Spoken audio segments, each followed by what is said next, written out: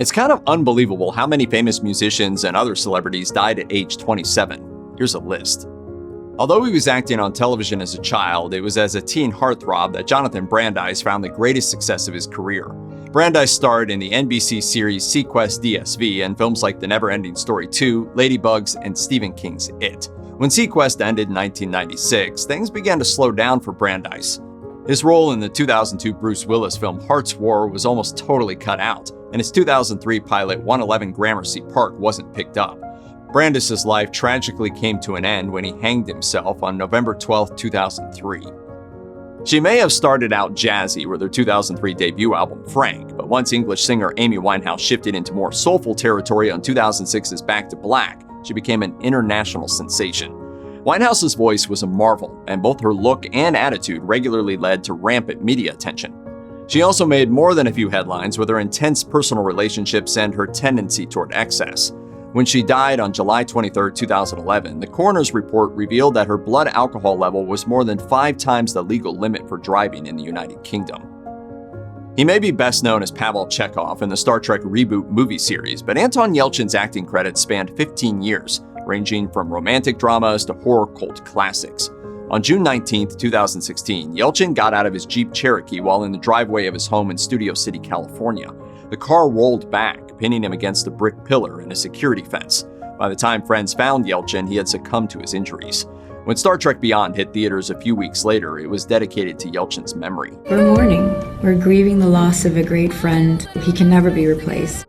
South Korean music superstar Kim Chung-hyung, known as Chung-hyung to fans, was a singer for the pop band SHINee before branching off into a solo career. His 2016 debut album She Is had topped the charts, and he had another album in the works. But on December 18, 2017, he was found unconscious in his Seoul apartment. By all accounts, Chung-hyung had taken his own life via carbon monoxide poisoning from heated charcoal.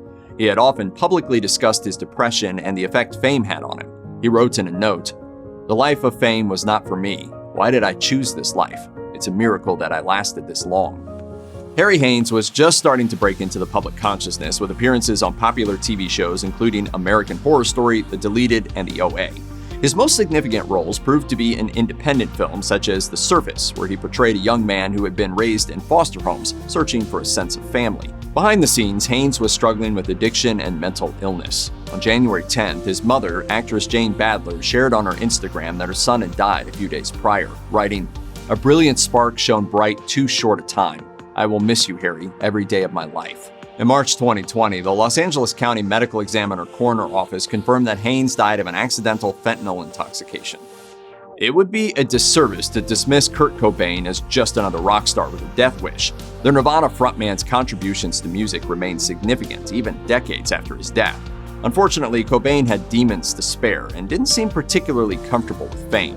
Although he found solace in music, it wasn't enough to significantly improve his mental state. After leaving a Los Angeles rehab facility where he was attempting to break free of a heroin addiction, Cobain flew home to Seattle and turned a shotgun on himself.